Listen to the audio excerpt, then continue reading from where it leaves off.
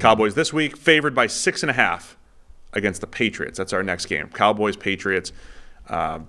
If 2 weeks ago this looked like, hey, it looked like, hey, Dallas should be a touchdown favorite.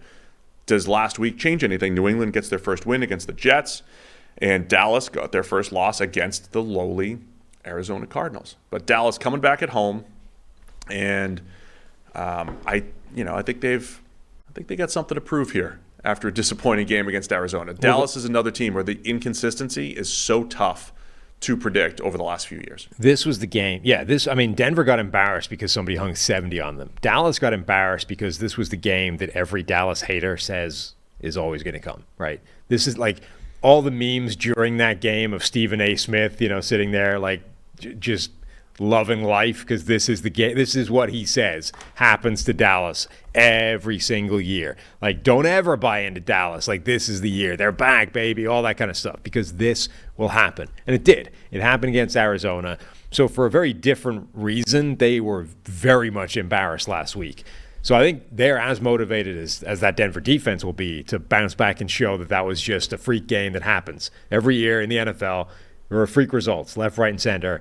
You just need to show that it doesn't matter by the time you get to January, because that's when you can't have those anymore. So on the one hand, I do agree that they're going to be motivated to show that they are still very much a serious team and one of the best in the NFC. Not a great team to be bouncing back with that attitude against, though. New England, the Bill Belichick defense, everything that comes with. I'd like to look back at a little bit of history and when disappointing games occurred, how teams did. Right. After what is that. the backlash like? Yeah. And so remember last year in Week 18, Dallas got smoked by the Commanders. Sam Howell's first start. They lose 26-6. Dak was atrocious, right? He actually fit the narrative of throwing the ball to the defense for that 1 week. And that was coming off of a Christmas Eve win against the Eagles where they scored 40, and they had dropped 54 on the Colts, and they were dominant. They were unstoppable. Yeah, they were rolling, and then that game they were like 7-1 in their last 8 games, whatever it was. Lay an egg in Week 18 against the Commanders. And then the next week's the playoffs. And it's like, what do you do with this? They just had their worst game of the season. Didn't matter. I mean, they crushed the Bucs. Dak and the offense were unstoppable. We got a power outage back here. But my point is that the Cowboys were fine the following week. Even on the road, they were fine. Absolutely fine. So I expect them to, just because 5 days ago we thought the Cowboys were a Super Bowl contender and then they laid an egg against Arizona, they're still probably a Super Bowl contender. They're still in the mix. So I expect Dallas to be much better this week. One of my questions, though, is we haven't seen a ton of Mike McCarthy, the play caller, in normal game flows until last week. It was a normal game flow, and we didn't have a ton of success offensively. So we didn't know the difference between Kellen Moore and Mike McCarthy over the first 2 weeks. Didn't know much about it. Have we learned a little bit of something? Is Mike McCarthy going to be a downgrade over Kellen Moore when you have a normal game flow every single week? We don't have that information yet. It's not a great sign, I would say, for that 1 week. Yeah, Dallas. I will say that I think Arizona highlighted some things that will be concerning for Dallas. Like, they were physically overmatched on both sides of the ball. They were bullied a bit. Cowboys run defense for like the 30th straight year, despite investment in Mozzie Smith and bringing Jonathan Hankins in last year. Run defense was not great. Right. On offense, they've got that offensive line. I think is still capable of being a very good unit. They've got 3 of the better graded offensive linemen in the NFL: Tyler Smith, Zach Martin, Tyron Smith.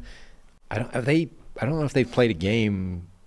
All 3 of them have not played together. 3 backups on the line last All week. 3 of those guys have not played at the same time this season, right? So the offensive line hasn't been where it should be or where it was expected to be. The defensive line getting controlled or manhandled was a little bit more concerning because obviously they'd been so dominant from a pass rushing point of view so far the first 2 games, and then the Cardinals went out there and basically said, we're going to run the ball right down your throat, and we're going to use Josh Dobbs as a runner, and we're going to physically control you that way. And it made a massive impact. I mean, it negated a lot of what they were doing. So that, I think, is reasonably concerning for them going into a game against New England, who it's not like the Patriots are not going to pick up on things like that on a short week. It feels like this Patriots team, though, is not as equipped. No, they don't have the take offensive advantage line of that, that right? they had in the past. In past years, they would have. I mean, they've had one of the worst run blocking units in the league this year. They were much better last week, and then just running back generally. This is the Zeke revenge game, of course, as well. Zeke did have a nice game last week against the Jets. Ramondre Stevenson's been a little disappointing so far this year. Theoretically, the Patriots would attack that weakness and say, look, we're going to run the ball on the Cowboys. I think what realistically will happen, in the Dome, it'll be another quick-hitting passing attack, spread to run, and New England's got to hit some of the shot plays that they take down the field. They have not been an explosive team, but they've been a pretty good dink and dunk underneath passing type of team. That'll help mitigate the Cowboys' pass rush. I don't know if it's enough, though. I just don't know if it's enough. Right. I'm excited to watch Christian Gonzalez, who's been doing very well over the first few weeks. Now he's potentially going up against CeeDee Lamb with a viable quarterback, which is a different dynamic than facing the Jets and no quarterback. So Gonzalez has been great. Just a fascinating matchup this week with a guy like CeeDee Lamb or whoever he ends up covering in that Dallas offense. But that's one I think it's worth watching on a one-on-one level. Gonzalez has been absolutely fantastic. I think New England's defense is tough. I think it'll be low-scoring game. I think it'll be a battle here. See what happens with Dak Prescott here, because our biggest criticism of Dak is he's not an offense elevator. And just like, hey, every quarterback deals with offensive line injuries and receiver injuries, is Dak a little bit more dependent on those things? When you give him the full supporting cast, he is great. When you don't, not as good. He's still answering those questions for us. But I think Dallas, they bounce back. I don't know, 6.5 feels like a lot. I think New England will keep it close, but I like Dallas to win this one. Yeah, I am picking the Patriots to cover that. I'm going to do the same. It should be a good game. I think they might be 0-3 against the spread so far this season, though. New England? Yeah. Did they? No, they covered last week. Covered last week. Because the safety. 1-2. Right, 1-2. Yeah.